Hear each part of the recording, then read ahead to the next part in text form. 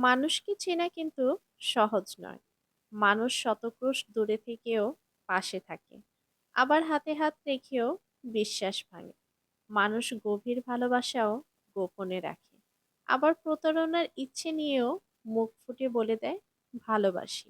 মানুষ থাকবো বলে হারিয়ে যায়। চলে যাচ্ছি বলেও বারবার পিছু ফিরে তাকায়। কেউ আলোর পাশাপাশি অন্ধকারেও পাশে থাকে। কেউ আবার ভালো থাকে কেড়ে নিয়ে লিখে দেয় ভালো থেকো। মানুষ মায়া কান্নাও কাঁদে। মানুষ ডিপ্রেশনেও হাসে।